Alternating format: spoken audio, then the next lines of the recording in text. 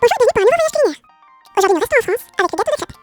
Pour ce plat, vous aurez besoin de 3 fétaux, une fourchette, une poêle, un pinceau, un plat, une spatule, un batteur et un tamis.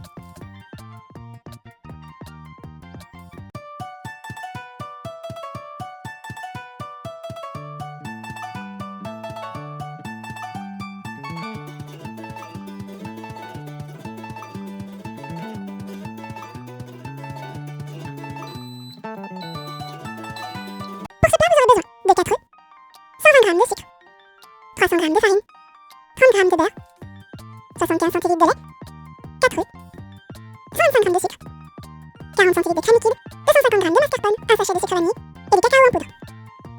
On va commencer avec la pâte à crêpes. Ici, je mélange d'abord les secs, je mélange donc la farine avec le sucre. Mais si vous désirez, vous pouvez d'abord mélanger les liquides, à savoir les œufs, le beurre et le lait. Pour éviter les grumeaux, je préfère commencer par les secs. Une fois que j'ai mélangé les secs, j'ajoute tout de suite les œufs et je mélange. Je mélange pour obtenir un début de pâte. C'est ce qui va ensuite me permettre d'éviter le plus gros des grumeaux. En remuant ainsi, je lisse la farine et la pâte. Si vous faites dans le sens inverse, les liquides d'abord, il vaut mieux tamiser la farine.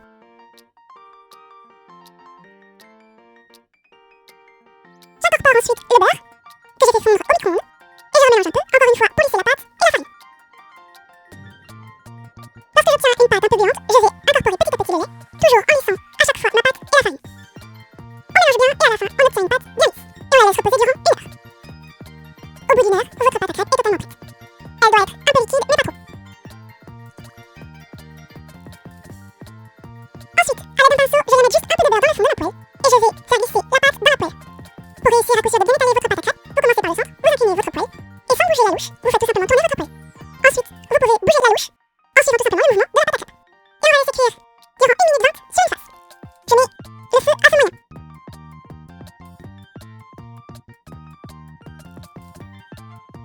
Au bout d'une minute 20, on peut retourner notre crêpe. On va laisser cuire durant une vingtaine de secondes encore de l'autre côté.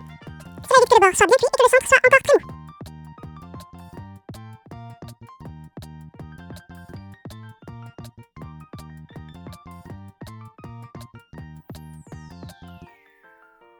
On va ensuite faire notre chantilly en laissant de côté nos crêpes pour les refroidir.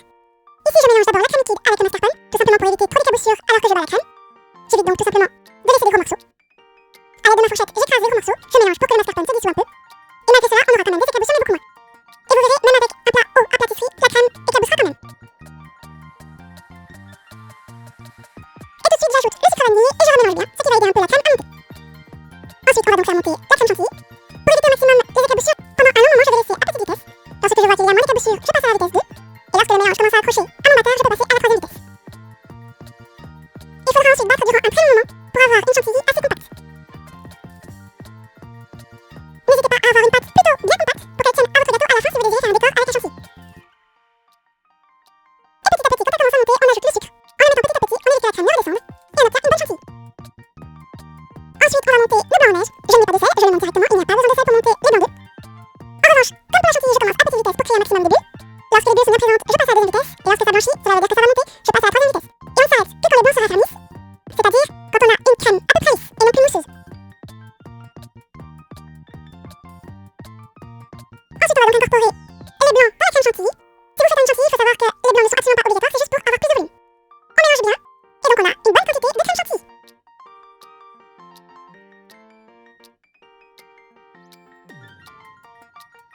On mélange ensuite une crêpe, et on va mettre une bonne cuillère à soupe de crème chantilly. On étale bien, il n'y a pas besoin d'en mettre de trop. En revanche, on passe bien sur les bords.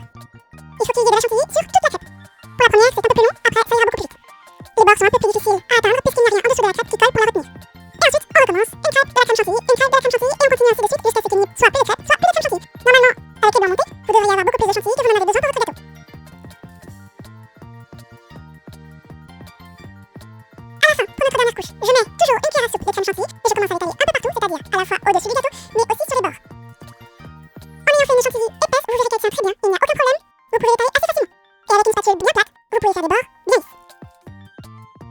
Et on va réserver notre gâteau durant 6 heures au frais, pour que la chantilly reprenne sa forme un peu plus solide et qu'on puisse encore la lisser.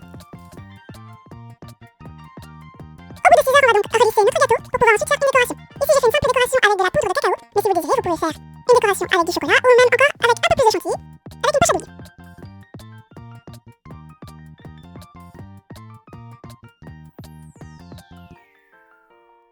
Et voilà, votre gâteau de crêpes est prêt. Bon voyage en France!